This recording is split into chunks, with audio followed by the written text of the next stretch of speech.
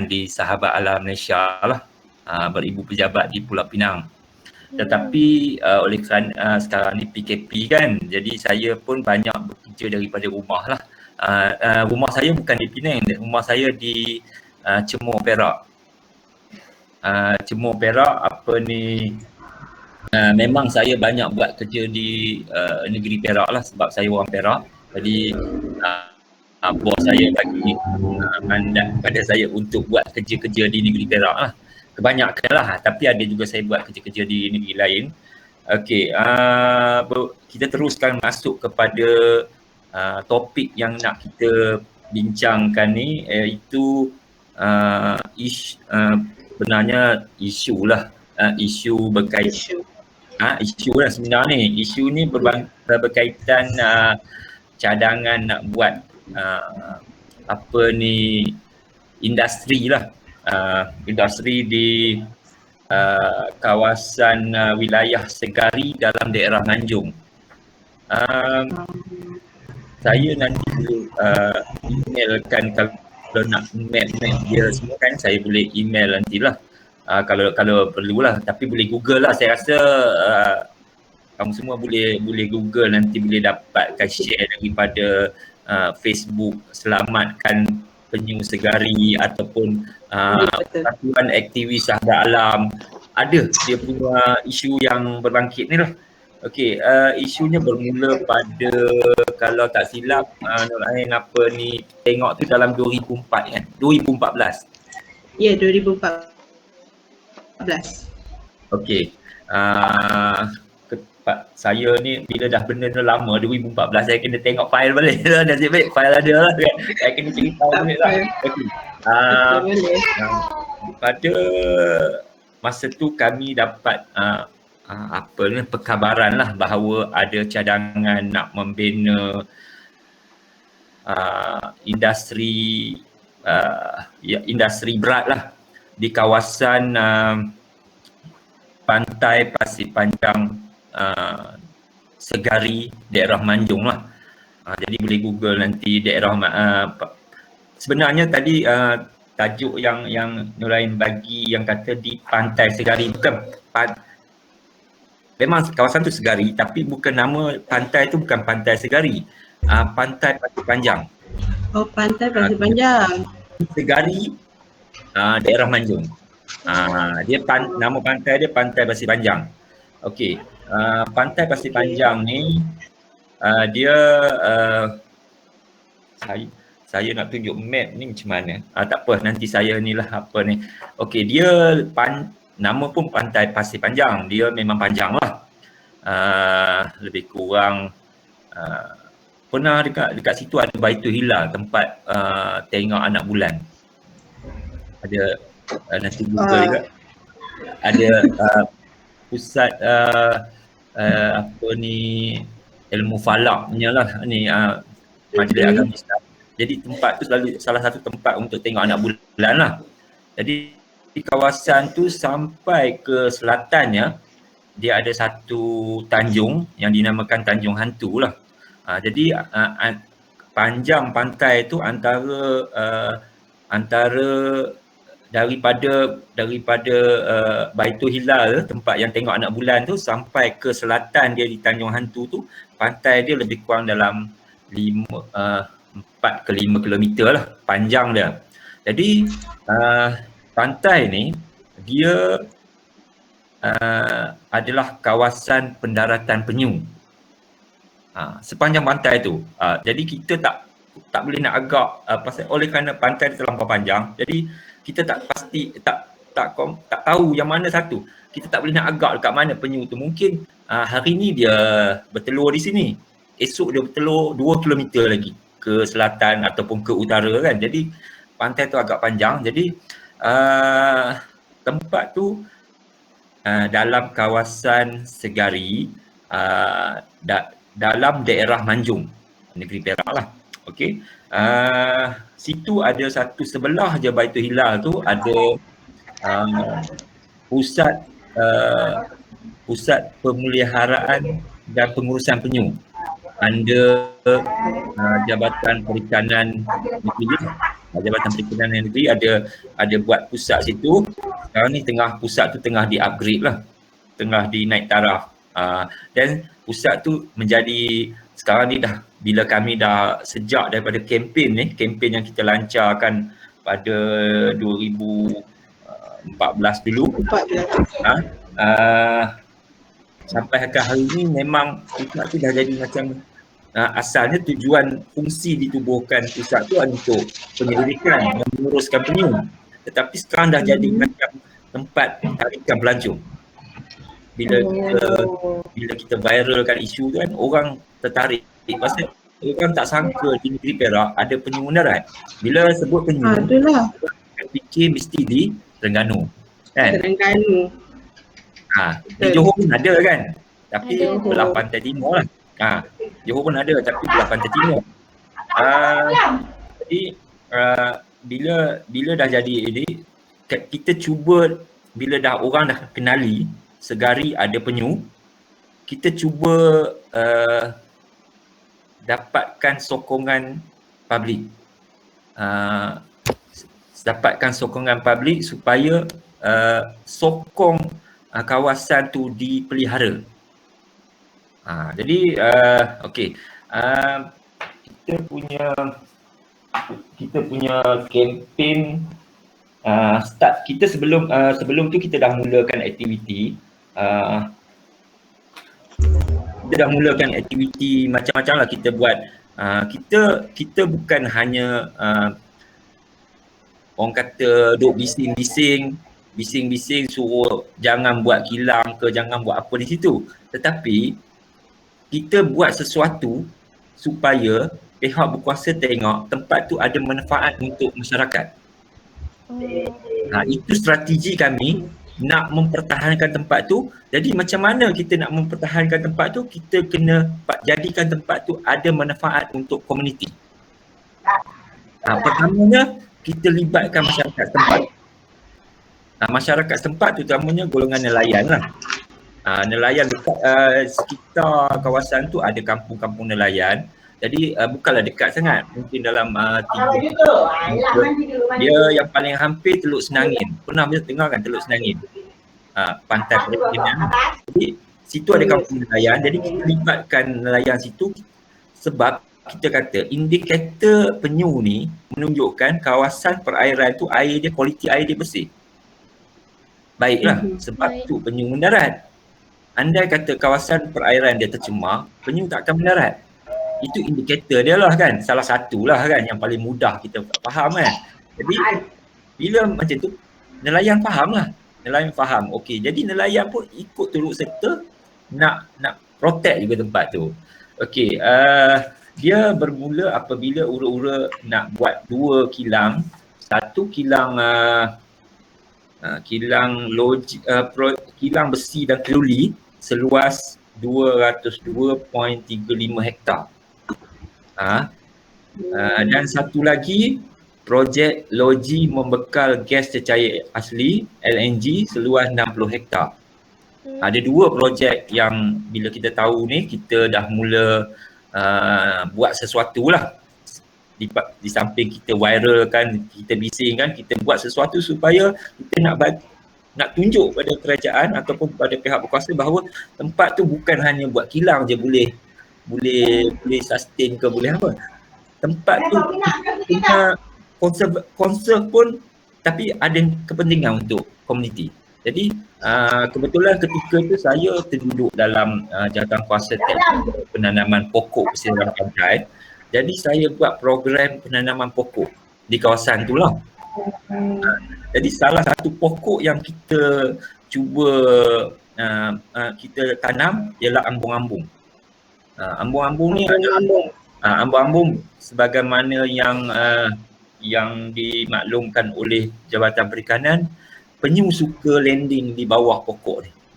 Pokok ambung-ambung ni. Pokok ambung-ambung, boleh Google nanti apa dia punya nama saintifik dia apa kan. Jadi orang kalau nak ni mesti kena ada nama saintifik. Ambung-ambung tu nama lokal, dia ada nama saintifik. Nanti Google lah nama saintifik dia kan. Tapi nama Melayunya ambung-ambung lah nama tempatannya. Jadi penyu suka mendarat di di bawah pokok tu lah, mungkin tak tahu kesesuaian pokok tu dengan penyu, jadi mungkin itu sebab jabatan galakkan kita tanam pokok tu lah. Jadi bila kita buat program tu, kita apa kepentingan nak jaga penyu, nak pastikan penyu mendarat situ. Jadi kita kaitkan juga dengan isu kalau jadi kilang ni, kalau andai kata jadi kilang ni, kemungkinan besar penyu tidak akan mendarat lagi. Sebabnya kalau kita rujuk EIA syarikat ni, EIA ni dah lama dah, EIA dia 2008 dah ada dah. Lama, 2007 yang kilang besi dan tuli tu, Magma Steel nama company tu, Magma Steel tu 2007 dah ada EIA dia. Jadi daripada EIA tu kita dah boleh baca dah memang akan memberi impak yang ketara kepada persekitaran dan kawasan pendaratan penyu. Jadi untuk orang tu, kawasan tu dia punya surrounding dia bukan hanya di perairan, di darat dia masih lagi dalam keadaan semula jadi. Orang tengok yang gambar-gambar yang kami put tu, di darat dia ada hutan, dia panggil hutan pantai, type of forest dia hutan pantai ataupun beach forest, strand forest. Dia uniknya dia tak sama dengan hutan inland. Dia beza dia punya type forest dia dengan inland, dan dia punya vegetation ataupun pokok-pokok dia, tumbuhan dia tak sama juga di inland. Dia ada pokok macam pokok ambung-ambung ni, dia tak boleh tanam di belah darat, dia hanya ada di pesisir pantai berpasir. Berlumpur dia beza. Tepi pantai dia ada dua, satu pantai berlumpur, satu lagi pantai berpasir. Tetapi kawasan ni pantai berpasir. Jadi itu sebab penyu mendarat. Sebab penyu landing dia nak ada yang kawasan berpasir lah, bukan berlumpur. Kalau lumpur kita akan jumpa pokok bakau kan, biasa kan, pokok bakau, pokok api-api, pokok yang sesuai dengan lumpur lah, pokok berembang. Jadi yang ini pantai berpasir. Jadi pantai berpasirnya pasir halus. Bila itu yang menjadi habitat penyu lah dari dulu lagi, dan mengikut apa ni Jabatan Perikanan, spesies yang kerap mendarat di situ adalah spesies penyu agar. Spesies penyu agar, penyu lipas, penyu karah ni kurang lah. Dia ada penyu macam penyu belimbing tu di Terengganu saja. Jadi hanya penyu agar saja yang mendarat di pantai Pasir Panjang tu lah. Kemudian hutan dia kawasan inland dia, kawasan darat dia masih lagi berhutan, dan dia dilitupi dan sebahagiannya adalah hutan simpan yang dipanggil hutan simpan Segari Melintang lah namanya.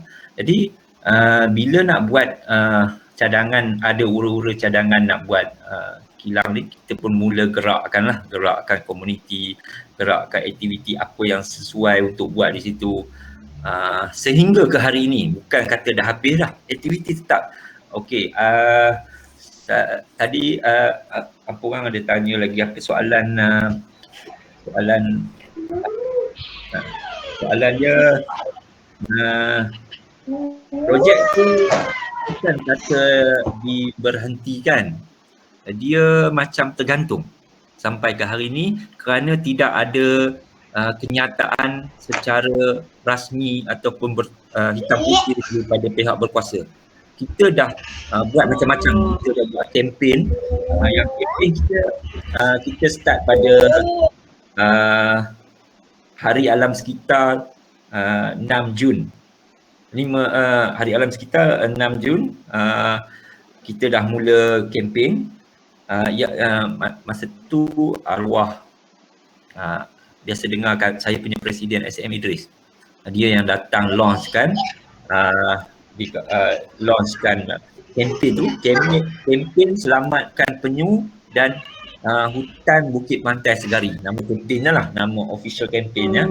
Jadi daripada 6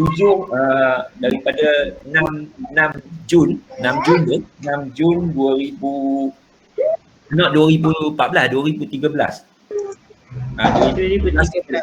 Tapi aktiviti kita dah start sebelum tu lagi. Tetapi launchnya 6 Jun 2013 kita mula, kita buat macam-macam program lah. Jadi presiden saya ketika tu datang daripada Penang untuk launchkan. Jadi kita buat macam-macam sampai ke hari ni kita buat aktiviti lagi. Dan sebelum launch tu kita dah buat program dengan student, aktiviti utamanya dengan USI lah. USI paling kerap lah, pasal USI dia ada jabatan geografi. Geografi dengan kami ni saling berkait lah. Jadi itu yang kebetulan pula lecturer USI tu kawan baik saya, dia selalu bawa suruh student dia buat program di situ. Kemudian dengan USM, School of Biology pun kita selalu buat program sampai ke hari ni lah. Sampai ke kalau tak ada PKP memang kita buat program lah. Ini pasal PKP ni tak ada lah. Jadi memang kita buat program sehingga ke hari ni.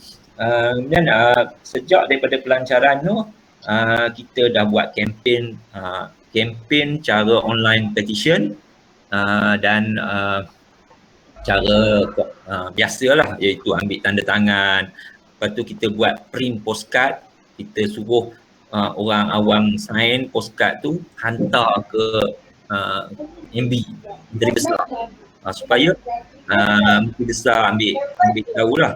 Tapi kalau nak katakan komitmen dari kerajaan negeri tu agak tak berapa serius lah.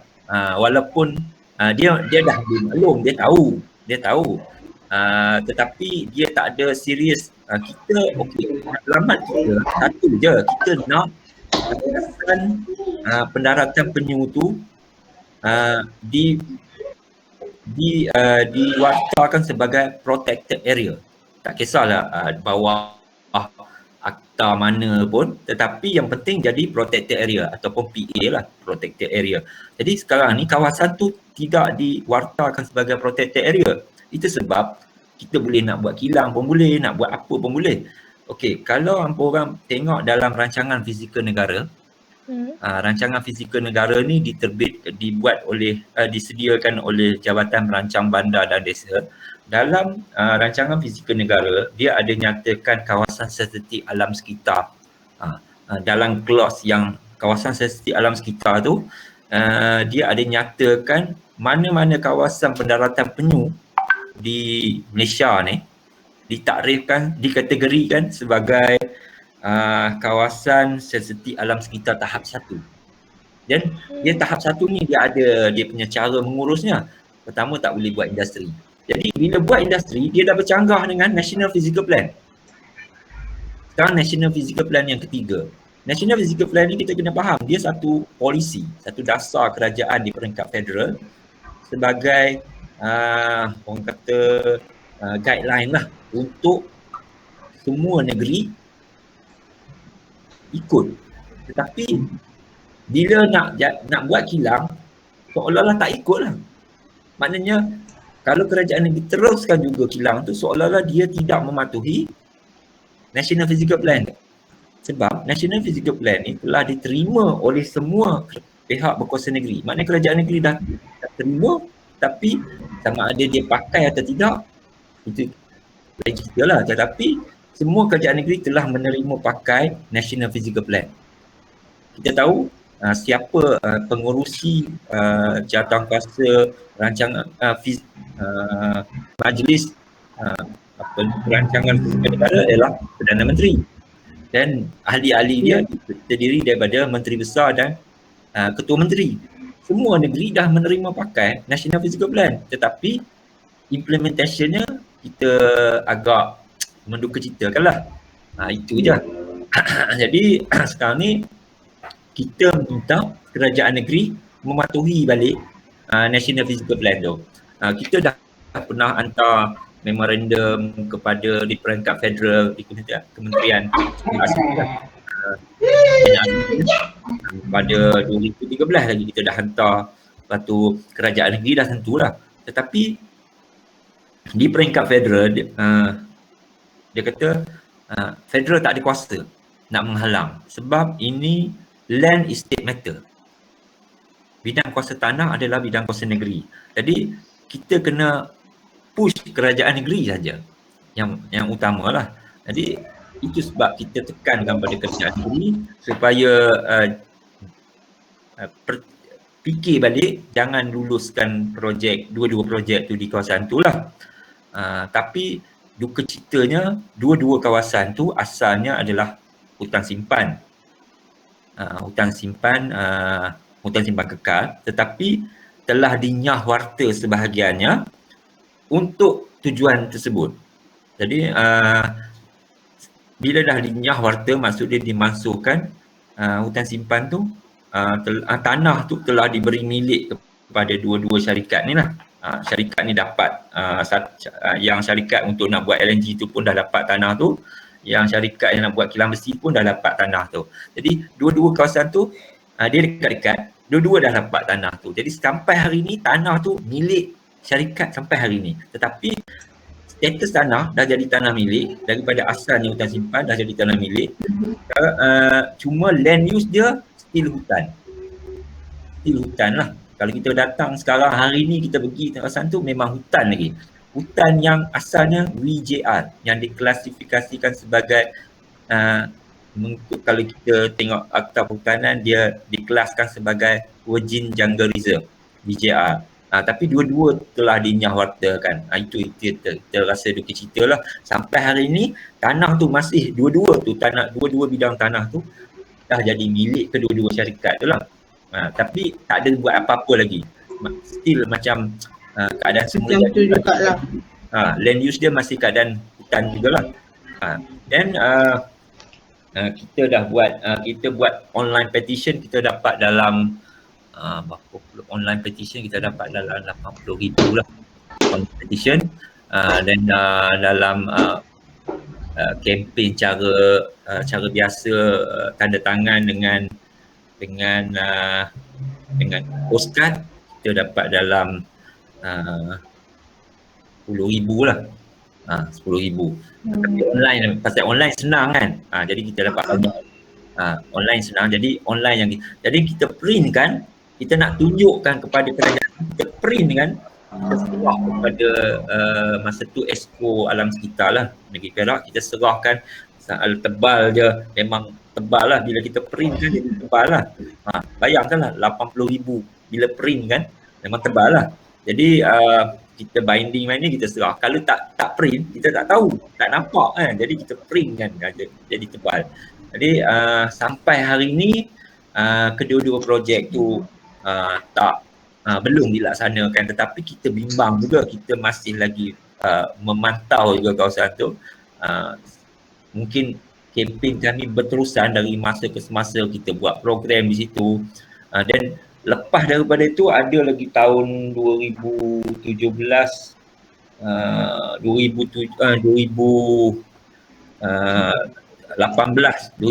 ada lagi ura-ura lagi nak buat, kita buat lagi kempen urutan lah daripada kempen yang semula, kita buat lagi, kita viralkan lagi. Jadi bukan 2018, masa yang kerajaan sebelum ni PH tu 2019 lah kalau tak silap saya, 2019. Dan baru ada statement daripada MB ketika itu, dia kata dia takkan sokong lah. Okey lah, kita lega lah bila dia keluar daripada kenyataan daripada Menteri Besar sendiri. Kemudian lepas daripada itu ada pula pihak mana ke nak buat pertandingan memancing situ, dia panggil joran apa, lalu yang buat pertandingan mancing joran apa ke jadi kami tak setujulah, sebab dia bila buat pertandingan memancing secara besar-besaran, berskala besar, dia akan memberi impak kepada pendaratan penyu tu. Pertama, pengunjung-pengunjung ni bila dah ramai sangat, dia akan timbul masalah sisa pekerja, sampah. Siapa nak urus sampah? Pasal situ bukan dalam kawasan PBT. Sampah akan banyak, kemudian diorang bukan kira diorang akan musnahkan pokok-pokok yang tempat penyu nak mendarat tu, sebab pemancing ni dia tak ada awareness sangat. Dia orang fikir nak tangkap ikan, nak menang. Jadi dia orang, pasal kami dah ada pengalaman sebelum ni, memang bila ada pertandingan memancing secara berskala besar, memang akan jadi masalah. Jadi kita bagi kepada kerajaan negeri, MB kata tak benarkan. Jadi tak buat. Tapi penganjur ni dia degil, dia tak mau dengar. Kerajaan dah cakap dah, kerajaan negeri kata jangan buat, dia buat juga. Tapi kami pun tak boleh nak buat apa lah sampai polis datang apa semua. Jadi macam mana pun kita teruskan buat. Last kali yang terbaru kami buat program latihan aktivis alam sekitar di situ. Kita buat program penanaman pokok dengan pelepasan penyu lah. Itu untuk orang awam lah, bukan kata untuk student. Itu untuk orang awam sebelum PKP dalam bulan 4 April. Itu yang last program terakhir.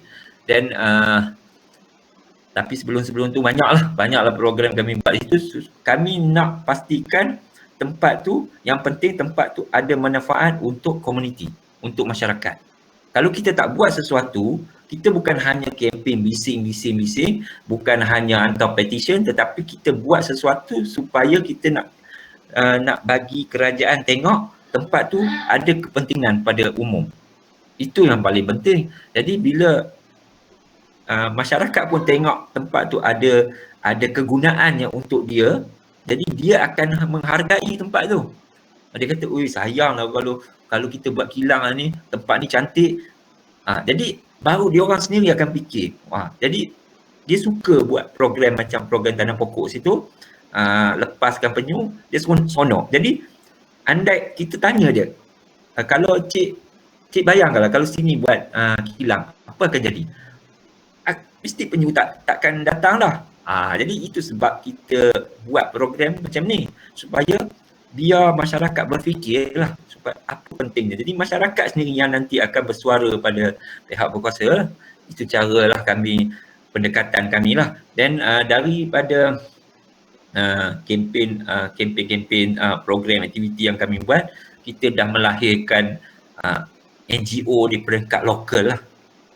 Yang kuasa, yang kata kuasa tadi kan, Persatuan Aktivis Sahabat Alam, kuasa tu boleh Google dia punya website, dia punya Facebook, official Facebook dia ada. Jadi dia dulu masa kuasa tu, masa mula-mula kami bergerak kan, banyaknya otai-otai lah, macam saya otai-otai, orang-orang kampung kan. Jadi sekarang ni dah sebahagian besar dah dikontrol oleh budak muda, anak muda yang berpendidikan lah, macam korang lah, macam pendidikan yang dia punya presiden pun ada master dalam pengurusan alam sekitar lah. Jadi memang kita orang bimbing dia orang. Jadi sekarang ni boleh kata majoriti semua budak muda, yang anak muda yang uruskan kuasa ni lah. Jadi saya buat program dengan dia orang lah. Dia orang yang faham cara saya lah. Jadi dia orang ni lah buat program di situ mesti melibatkan saya lah. Jadi itulah yang sebut sedikit apa yang berlaku di Segari lah. Dan kalau apa-apa nak tanya lagi, saya mungkin boleh orang boleh tanya lah. Mungkin saya terlepas pandang ke, tertinggal ke apa ke. Okey, jadi sebenarnya Cik Mio dah menjawab semua persoalan yang kami ingin tanyakan. Ada 6 soalan ni, kalau tak silap saya lah. Ya. Tapi ada juga info-info yang kami terlepas pandang yang Cik Mio dah berikan. Tapi saya ada satu soalan yang berkenaan dengan dua tanah tersebut dah jadi milik syarikat kan? Ya. Maksudnya di masa akan datang, ada kemungkinan yang projek boleh dijalankan di situ? Itu soalan yang baiklah untuk ditanya kan. Itu yang kita bimbang. Lagi tanah tu masih milik kedua-dua syarikat ni. Contohlah, katalah itu tanah saya, suka hati saja lah. dia nak buat apa? Itu yang kita bimbang, pasal itu tanah saya. Contohnya kata itu tanah saya lah. Jadi saya suka hati lah saya nak buat apa. Jadi itu yang kita bimbang. Sekarang ni kita push kerajaan negeri supaya ambil balik tanah tu. Kita dah jumpa dengan MB, kita dah jumpa dengan DO. DO bagi alasan tanah tu sudah bagi milik. Memang ada peruntukan dalam undang-undang, dalam akta pengambilan tanah, lepas tu dalam akta perhutanan, ada clause yang mengatakan kerajaan negeri boleh ambil tanah tu atas kepentingan umum dan kepentingan khusus lah. Boleh kerajaan negeri, tetapi kerajaan negeri tak mau ambil sebab kerajaan negeri kena bayar balik pampasan. Itu masalahnya. Jadi kekangan dia sebab kerajaan terpaksa bayar balik. Jadi takkan kerajaan nak keluar duit sekarang, tambah dengan ekonomi ni. Jadi memang kerajaan takkan. Jadi pernah satu ketika dulu, masa tu pegawai daerah kawasan tu, sekarang dah jadi pengarah PTG, pengarah Tanah dan Galian Negeri Perak. Dia kata dia nak tunggu syarikat tu tak bayar hasil. Kan kita tiap tahun kita kena bayar cukai tanah kan. Tetapi syarikat tu tiap tahun, dia, walaupun dia tak buat apa-apa, dia bayar cukai tanah. Jadi bila dia bayar cukai tanah, pejabat kerajaan tak boleh rampas tanah tu.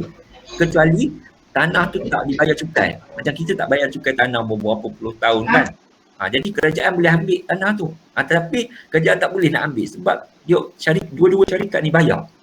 Ini masalahnya. Jadi tapi kita tetap teruskan juga, kita lepas tu kita buat lagi, kita minta jadikan kawasan pendaratan penyu tu sebagai kawasan okey, kalau tak boleh ambil tanah tu balik, kita minta yang pantai, yang penyu landing tu pun cukup lah gazette sebagai kawasan perlindungan berdasarkan selari dengan rancangan fizikal negara. Sebab dalam rancangan fizikal negara tadi, yang National Physical Plan tu kata sepatutnya kawasan yang rank 1 ni mestilah dipelihara dan diwartakan sebagai kawasan perlindungan.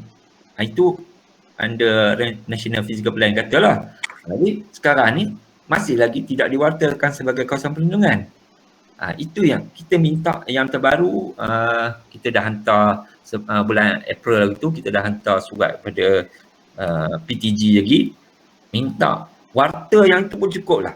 Bukan kata nak warta jadi taman negeri. Dulu mula-mula kita minta jadi taman negeri, tetapi taman negeri ni satu keluasan yang besar, kemudian dia punya banyak, dia punya inilah kekangan-kekangannya. Jadi membabitkan implikasi kewangan yang besar untuk kerajaan negeri. Jadi kita minta yang turtle landing site pun cukup lah.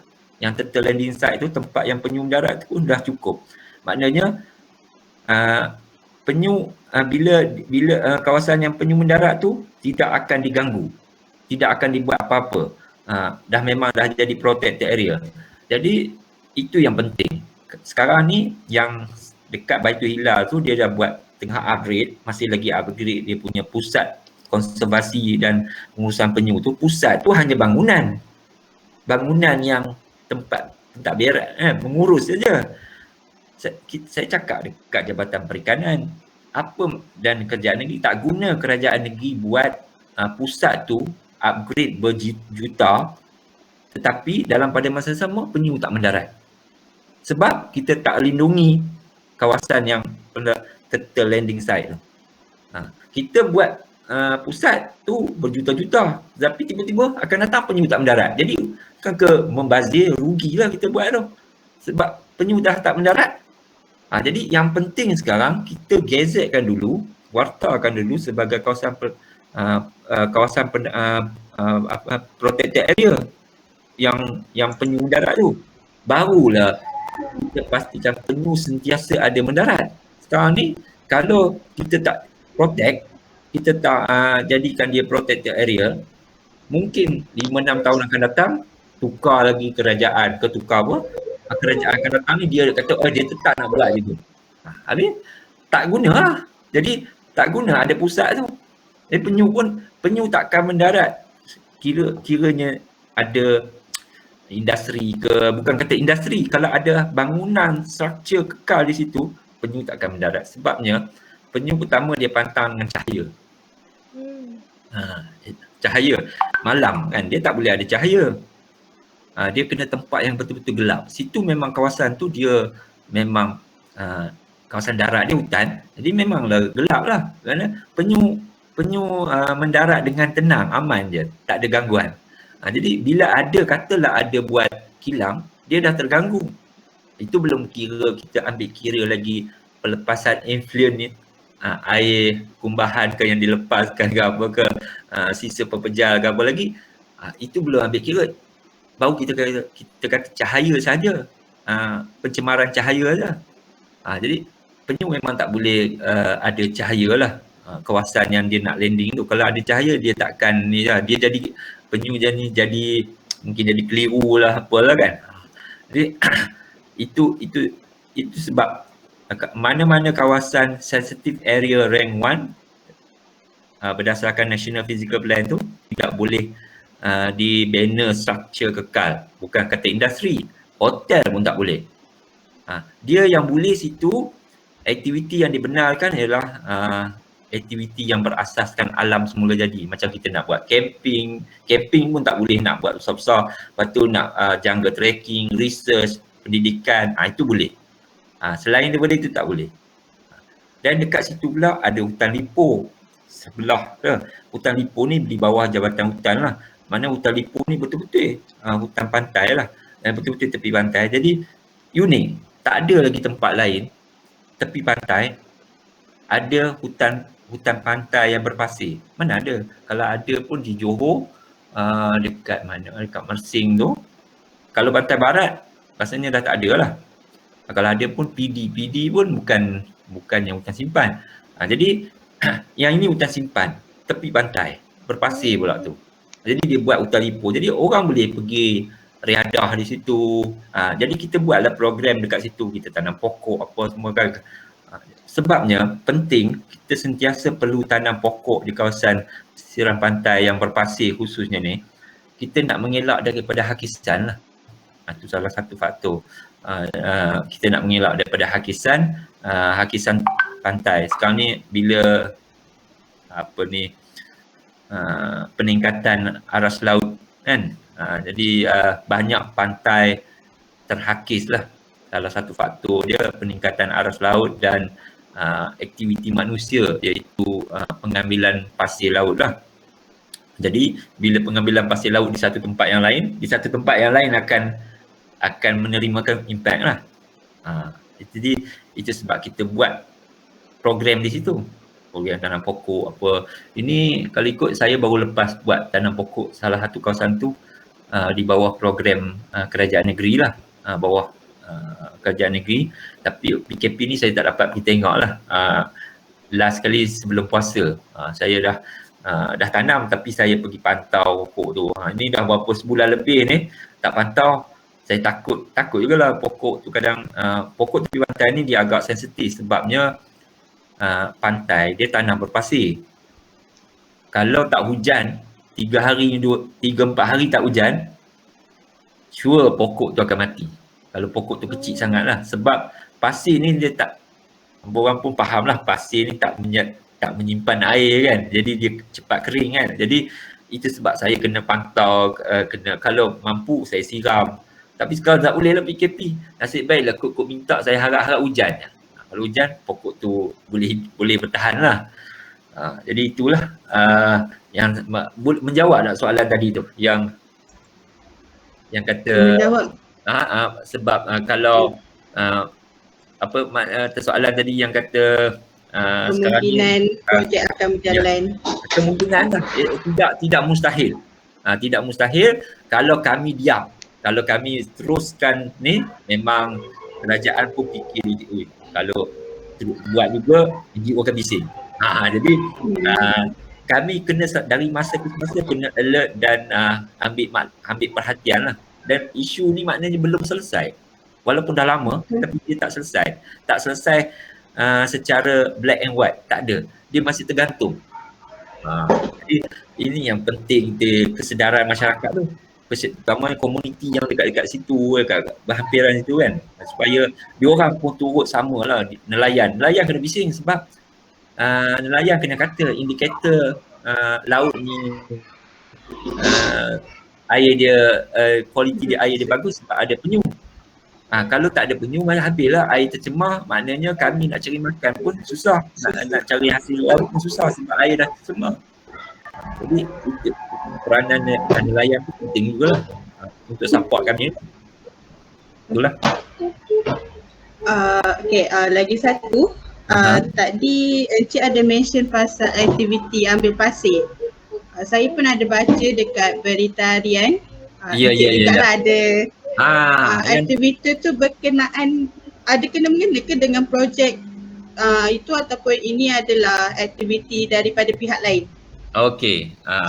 Selepas daripada kita launchkan kempen tu, ada lagi kita, oleh kerana kita sentiasa dari masa ke masa kita pantau kawasan tu, kita dengar lagi ura-ura dia sebenarnya tak sama dengan ura-ura nak ambil pasir pula. Pasir laut. Tetapi dia tak ada kaitan dengan kilang ni. Tetapi dia berhampiran kawasan kilang tu. Di Tanjung Hantu yang saya sebut Tanjung Hantu tadi kan, dia buat dekat muara sungai Puyu. Jadi dia orang nak ambil pasir di muara Sungai Puyu tu. Muara tu nak keluar ke laut tu. Nak keluar ke laut tu ada muara. Jadi muara tu kalau korang pergi ke sana, memang kita rasa macam seolah-olah berada di dunia yang lain.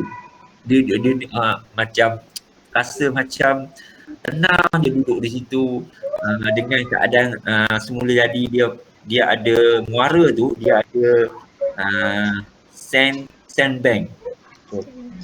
Sandbank ni apa ni, beting pasir kan. Beting pasir tu. Beting pasir ni sebenarnya dia wujud secara semula jadilah. Wujud secara semula jadi. Jadi kawasan tu yang dia orang nak ambil pasir. Dia orang nak musnahkan sandbank tu. Beting pasir tu. Konon alasannya nak mendalamkan muara sungai. Memang dia sungai tu ada beting pasir bukan sebab aktiviti pemendapan pasir oleh manusia. Dia memang dah semula jadi. Memang setengah-setengah sungai, muara sungai dia wujud beting pasir secara semula jadi. Dia ada masa dia terbuka, ada masa dia tertutup. Jadi dia alasan JPS, dia kata belah upstream dia, oleh kerana ada beting pasir ni, upstream dia jadi selalu ada berlaku banjir di upstream. Sedangkan banjir yang dia cakap tu bukan berlaku di upstream, dia tempat lain. Tak ada kena-mengena dengan sungai tu. Jadi kita pun bising lah. Dan sedangkan dekat muara tu lah, berdasarkan kepada Jabatan Perikanan, sarang penyu yang paling banyak terdapat di situ. Yang pendaratan penyu yang banyak di situlah. Di situ pula dia pernah ambil pasir. Jadi itu kita bantah dan kita buat PC, kita bawa press ke situ. Nak bawa press ke situ, nak kena sediakan kenderaan yang sesuai sebabnya kawasan tu dia jauh sikit, kan pantai tu panjang 5 km, jadi nak sampai ke situ dia agak jauh, kena ada 4x4 yang boleh sampai ke situ. Kita kena bawa semua press situ. Jadi baru dia orang nampaklah gambaran yang sebenar rupa mana muara Sungai Puyu tu. Jadi bila kita dah bising-bising, selang beberapa bulan lepas tu, aktiviti tu dah diberhentikan lah. Sampai hari ni tak ada dah ambil pasir di situ lah.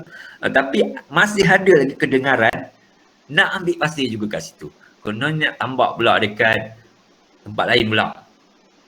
Jadi itu yang kita rasa bimbang. Tempat tu selagi tak diwartakan sebagai protected area, lagi itulah kita rasa bimbang je. Dia boleh, sebab kerajaan boleh berubah, bertukar-tukar. Itu kerajaan yang dulu. Mungkin kerajaan yang akan datang ni dia punya cara dia lain pula. Dia kata dia nak buat. Jadi dia bergantung pada kerajaan negeri. Bila tukar, dia dah ada idea lain pula. Dia nak buat tu, nak buat ni kan. Jadi Itu yang kita bimbang. Yang penting kita nak kawasan pendaratan penyu tu diprotect sebagai protected area, tak kisahlah di bawah peruntukan undang-undang mana pun. Yang penting protected area. Itulah. Okey, terima kasih. Sebelum tu kita ucapkan selamat datang untuk Profesor Dr. Nur Haslina binti Hashim. Ya. Prof. Ya. Ya. Assalamualaikum dan selamat sejahtera. Prof. Saya minta maaf Cik Mio dan yang lainnya sebab saya baru habis meeting pukul 1 tadi. Jadi lepas tu saya datang keluar buat benda lain sekejap, baru saya teringat yang kita ada ni lagi, jadi saya bekerja balik lah untuk teruskan yang ni. Tak apa, boleh teruskan dengan sesi interview. Mereka ni pelajar-pelajar saya lah. Jadi saya sangat berbesar hati lah dapat menerima Sabah Malaysia untuk ditemu ramah oleh pelajar-pelajar saya ni. Ni untuk membuat kempen environmental awareness kan, sebab kita kadang tak dapat banyak sikit pun jadilah kan. Jadi terima kasih atas sumbangan idea dan masa yang diperuntukkan untuk mereka. Ya. Okey, boleh teruskan teruskan semula. Nurain Kila. Ya. Terima kasih doktor. Okey, seterusnya rakan-rakan lain mungkin ada soalan nak ditujukan untuk Encik Mio.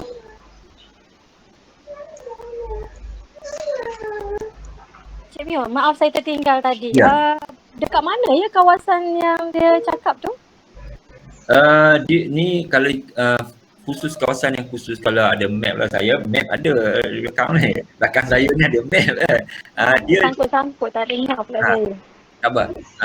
Dia kalau doktor Google baliklah, kawasan Segari ni terletak daerah Manjung, Perak. Di daerah Manjung, Perak, dia ada nama pantai dia, Pantai Pasir Panjang. Di Segari tu. Dan pantai tu lebih kurang 4 ke 5 km lah panjang dia daripada pusat Baitul Hilal. Baitul Hilal ni tempat tengok anak bulan tu lah. Tempat tengok anak bulan tu, bawah Majlis Agama Islam, sehingga ke selatannya ke muara Sungai Puyu yang kata tempat ambil pasir tu lah. Jadi panjang pantai tu lah penyu mendarat. Jadi kita tak boleh, macam di Terengganu dulu ada penyu mendarat, kita boleh tahu penyu mendarat kat sini. Tapi yang kat ni Pantai Pasir Panjang tu memang kita susah nak, kecuali yang pengutik telur tu dia terpaksa, dulu dia orang terpaksa naik motor dari satu tempat ke satu tempat sebab pantai tu terlampau panjang. Kemudian sekarang ni pihak Jabatan Perikanan dah sediakan satu kenderaan khas lah untuk yang kawasan berpasir macam tu, untuk diorang kutip telur lah. Pasal terlampau jarak dia jauh sangat. Itu belum ambil kira yang pantai di sebelah utara lagi ada. Itu yang saya cerita ni di Pantai Pasir Panjang sajalah, yang kawasan pendaratan penyu. Sebagaimana yang saya sharekan tadi dengan pelajar doktor, kawasan pendaratan penyu adalah dikategorikan sebagai kawasan sensitif alam sekitar tahap 1 mengikut rancangan fizikal negara lah. Doktor boleh rujuk balik rancangan fizikal negara, memang ada dinyatakan semua kawasan pendaratan penyu automatik jadi kawasan PS tahap 1 lah. Tahap 1 ni memang agak sensitif lah, memang sensitif. Dia tak boleh buat tu, tak boleh buat ni, hanya betul. Senyap je kawasan, memang tak ada aktiviti. Sebab penyu ni binatang yang perlukan privasi yang sangat tinggi. Dia cahaya pun dia tak boleh kan. Jadi betul. Jadi itu yang sebab kita berharap sangat, kita dah buat macam-macam kempen, kita dah buat macam-macam program, dan kita satu je, saya harap satu je, yang tempat landing, turtle landing ni, yang pantai dia tu, yang itu je kita minta digazetkan sebagai kawasan perlindungan lah. Yang mula-mula dulu kita minta nak jadikan taman negeri, sebab dia bukan kata penyu saja mendarat, dia punya inland, kawasan darat dia tu hutan yang jadi hutan yang agak unik sikit sebab dia hutan pantai, dan kemudian dia ada hutan bukit pantai. Jadi dia bukan, dia punya pokok-pokok tumbuhan dia tak sama macam di darat ni lah. Jadi dia berbeza sikit dari segi spesies tu lah. Ya betul. Jadi, Penyu ni pun dia nak bertelur, bukannya kita boleh design tempat dia macam mana. Mereka yang pilih sendiri kan. Ya betul. Tak boleh kita nak berbual signboard, okey penyu semua mendarat sini, kita bertelur kat sini je. Tak boleh. Dia pilih tempat dia sendiri. Kita yang kena mengalah ikut dia, betul tak? Betul.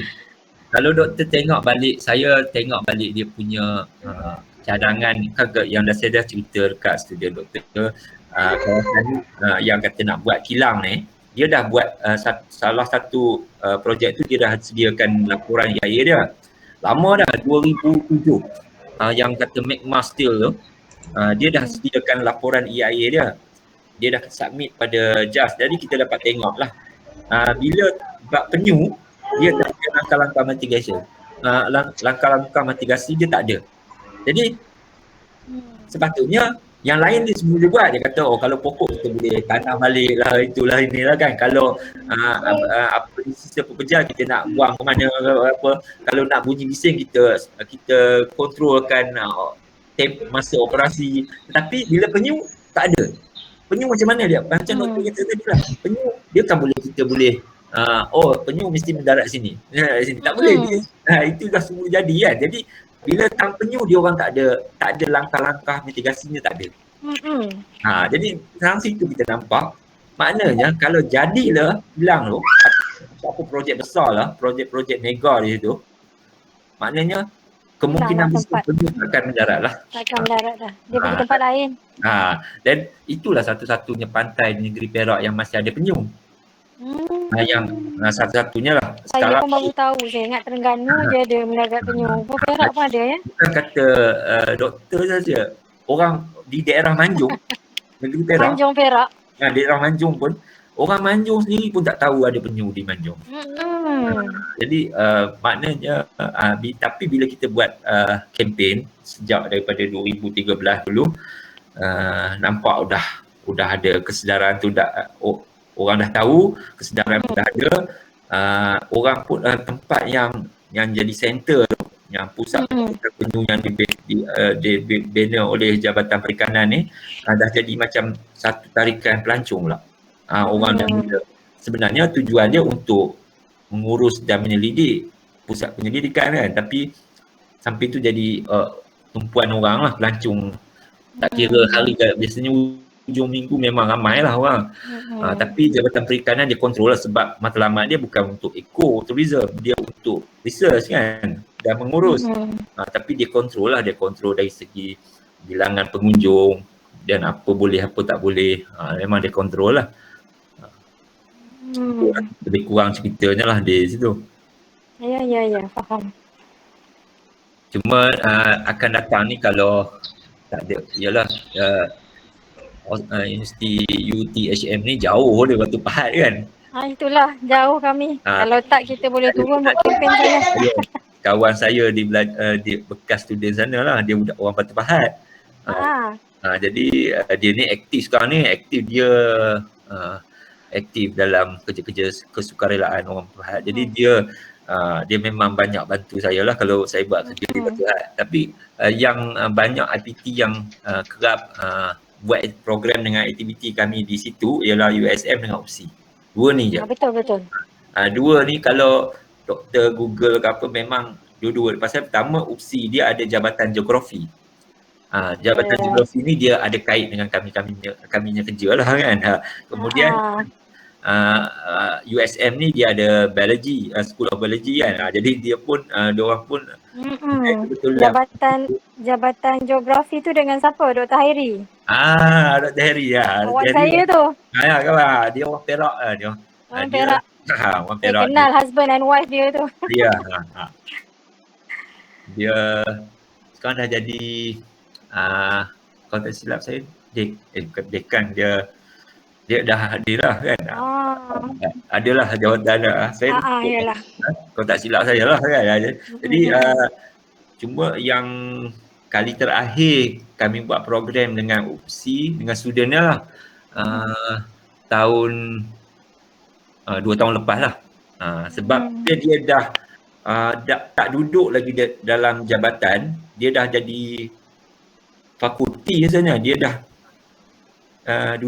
dia dah tak duduk dalam jabatan tu, jadi dia dah kurang nak susah dia nak buat program lah.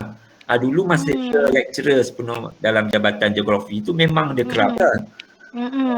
Jadi sejak dia dah keluar daripada jabatan tu, itu yang kurang. Kurang sikit lah.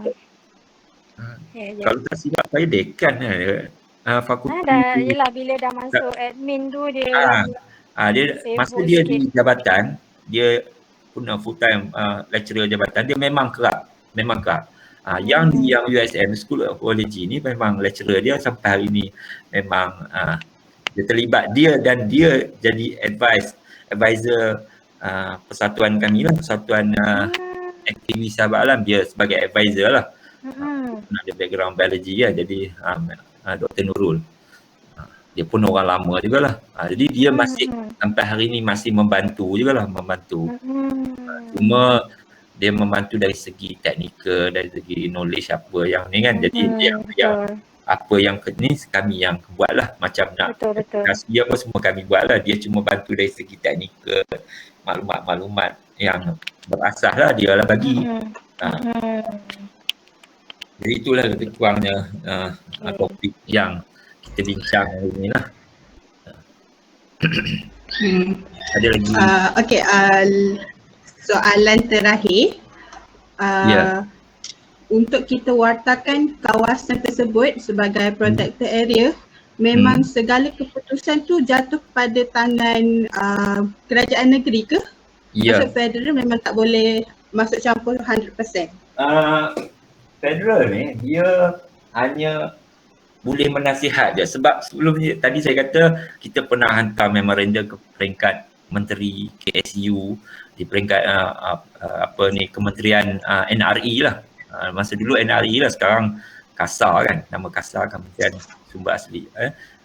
Jadi kita pernah hantar, dia dapat feedback, maklum balas daripada kementerian jawab itu bidang kuasa negeri, sebab land estate matter dia berdasarkan perlembagaan ya. Macam kalau kita faham perlembagaan macam ni peruntukan perlembagaan ni kan, perkara 74/2 perlembagaan persekutuan dibaca bersama senarai 2 dalam jadual ke-9 memperuntukkan bidang kuasa tanah hutan adalah bidang kuasa negeri. Ini dah jelas lah peruntukan perlembagaan. Jadi itu sebab federal tak boleh buat apa. Kita mengadu buat menteri pun, menteri hanya boleh bagi advice. Jadi kalau pernah ada isu lain lah, bukan isu yang berkaitan ni lah, tapi berhampiran juga dengan ni, tempat kawasan pendaratan penyu ni. Tak lulus EIA-nya tak lulus. Jadi bila tak lulus, mana penggerak projek tak boleh buat projek di situ. Mana tak boleh lah buat operasi sebab tak lulus EIA. Tapi tetap projek tu dijalankan. Kenapa tak lulus boleh jalan Kalau ikut Akta Kualiti Alam Sekeliling, JAS boleh ambil action. Tapi kita dah buat aduan secara rasmi, kita hantar surat pada JAS. Kenapa kita bagi tahu kenapa syarikat ni tetap meneruskan operasi. Sedangkan EIA dia jelas terang-terang dah memang tak lulus. JAS tak boleh nak jawab sebab dia kata land estate matter. EIA hanyalah serahkan balik kepada state. Dia serah pada state. Jadi dari segi moralnya kita nampak tak bagus lah macam tu. Dari segi moral tengok Nurain dan kawan-kawan tu, moral, ethics dalam environment memang kena ikut. Kalau tak ni lah di isu dia yang kita dia doktor, pokoknya kalau setiap dasar polisi ke ketetapan ke guideline yang kita patuhi tidak timbul isu. Betul. Kalau sebab kita tak patuhi lah, tak ikut lah, timbul isu. Macam ni contohnya yang kawasan ni, kawasan pendaratan penyu. Dalam rancangan fizikal negara jelas menyatakan kawasan pendaratan penyu adalah kawasan sensitif alam sekitar rank 1 dan dia punya kaedah pengurusannya tidak boleh buat aktiviti yang macam kilang ke apa kan. Jadi dah jelas ada dia punya dokumen bertulis dia kan. Tapi bila kerajaan nak buat kilang di situ, seolah-olah kerajaan sendiri tak mematuhi dasar yang dia buat tu, plan perancangan yang dia buat tu kan. Jadi ini yang kita persoalkan, bukan kita meminta membagi buta, kita kata kita tak setuju musnahkan. Mesti berasas lah, kena berasas. Jadi sampai hari ni kerajaan tak boleh kerajaan ini tak boleh nak soalkan kami lah, sebab kami bagi alasan yang munasabah, yang sebab apa kita dan mengikut perundangan yang telah ditetapkan, untukkan undang-undang yang ada lah. Itulah peranan NGO lah. Betul.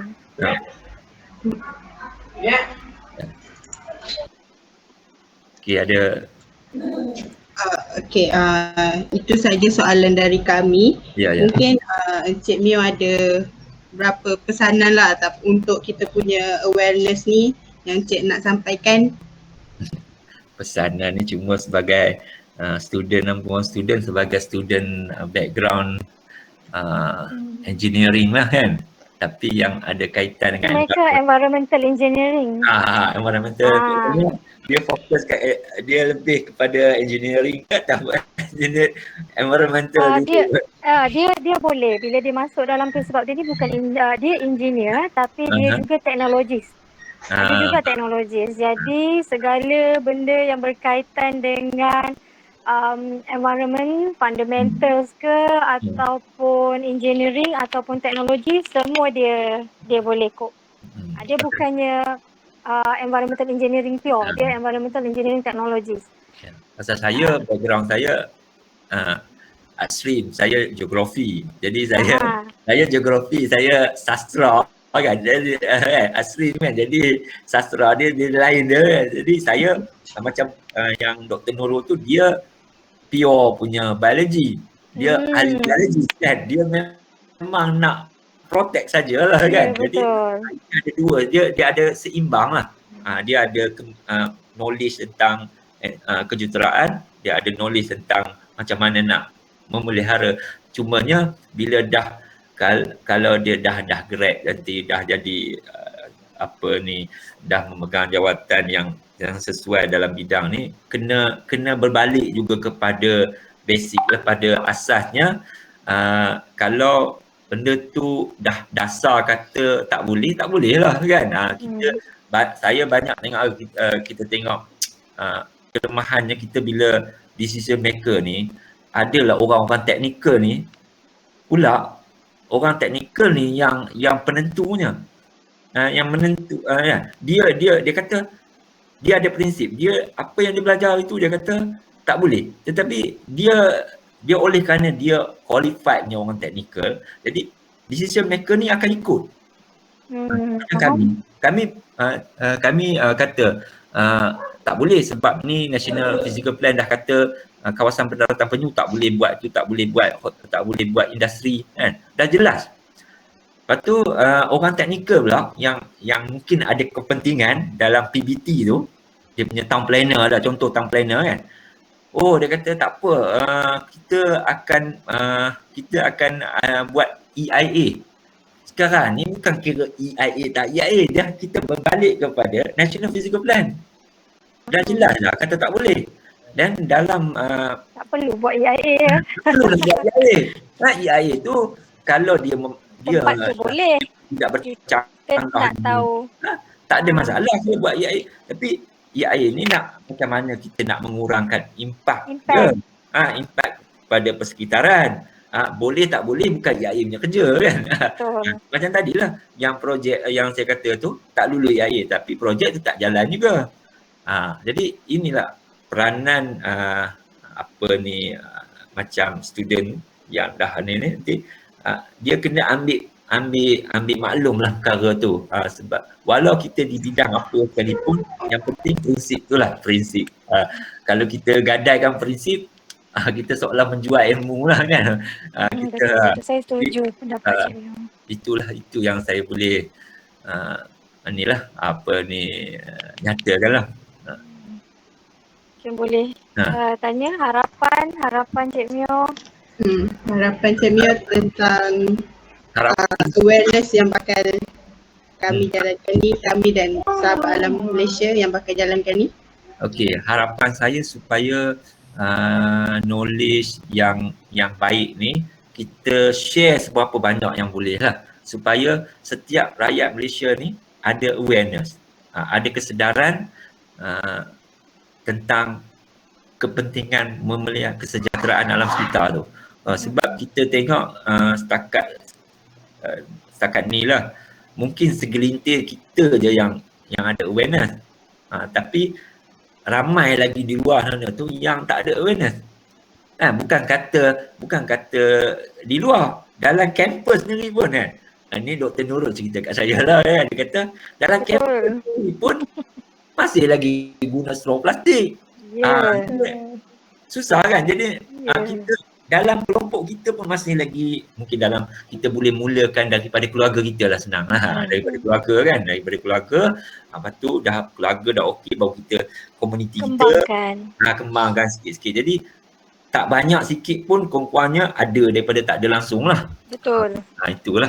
Memang kami NGO ni peranan dia terhad, pasal kita pun bukan NGO yang mampu dari segi kewangan, sumber kewangan apa kan. Jadi memang kita buat setakat yang termampu. Saya pun buat setakat yang termampu lah. Tapi kalau tak ada rakan-rakan macam di lapangan, macam contoh yang aktivis kan, aktivis kami yang kuasa ni, nasib baiklah background dia orang okey lah, pasal dia banyak sejak ke belakang ni aktivis kuasa ni banyak golongan yang anak muda yang berpendidikan, jadi kita boleh gunakan dia lah. Kalau nak ni suara dia kuat kita gunakan dia lah. Dulu sebelum ni aktivis kami banyak yang orang-orang otak-otak, orang lama kan, jadi dia semangat je, tapi dia tak ada knowledge, dia tak ada kan. Jadi kita kena ni kan dia kan. Jadi sekarang ni bila dah yang lapis baru ni, yang muda-muda ni masuk, dia dah ada knowledge. Jadi kita apa yang macam saya tak mahir tentang nak buat macam mana strategi nak advokasi kan, gunakan dia orang ni, student apa ni, aktivis ni.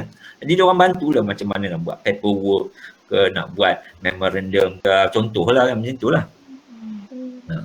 Betul. Okey, terima kasih Cik Mio. Dr. Nora mungkin ada kata-kata yang nak disampaikan. Saya itulah tadi menyampuk dah sikit-sikit tu.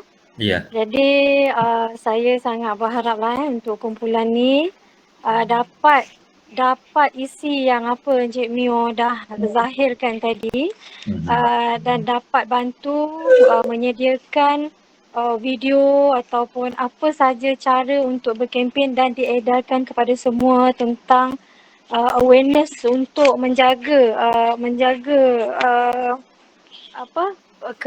kebajikan penyu ni lah kan. Jadi dapatlah kan, kalau macam Cik Mio kata, dan saya pun berharap sebenarnya kalau tak besar pun sumbangan kita, dapatlah kita edarkan supaya walaupun tak besar, yang kecil, yang sikit ataupun yang mungkin dia sikit tapi dia ada kuasa, dia ada kepentingan, dia ada inisiatif untuk memulakan sesuatu yang lebih baik, mendengar kan. Kita pun tak tahu, kita just spread maklumat. Sekarang pun dah zaman teknologi, jadi senang spread, pakai WhatsApp, pakai Telegram, pakai Facebook, buat semua segala jentera-jentera telekomunikasi kan. Benda tu bukanlah satu kesalahan, dan itu saja kita punya harapan. Kita dah tak boleh nak bergerak sangat PKP ni kan. Jadi jadi tak banyak, dapat sikit, dapat menyumbang tu. Semoga usaha tu yalah, nak capai KPI mungkin jauh, tapi usaha tu yang Allah pandang. Yang Allah tengok tu usaha kita, macam mana cara kita nak menyampaikan tu. Jadi tolong buat dengan baik, dan kita bantu Cik Mio, bantu NGO untuk menyampaikan maklumat ni lah. You dah dapat semua maklumat kan? Kalau ada apa-apa mungkin bolehlah bertulis ke dengan Cik Mio kan. Nak dapatkan apa-apa data tempat ke apa-apa. Jadi ke apa kan? ya. Jadi boleh bantu Nurain dan the gang. Boleh InsyaAllah. Doktor. InsyaAllah. Dan direkodkan semua ya. Saya rasa kalau gambar tu boleh tengok dalam Facebook official yang kuasa tu dengan yang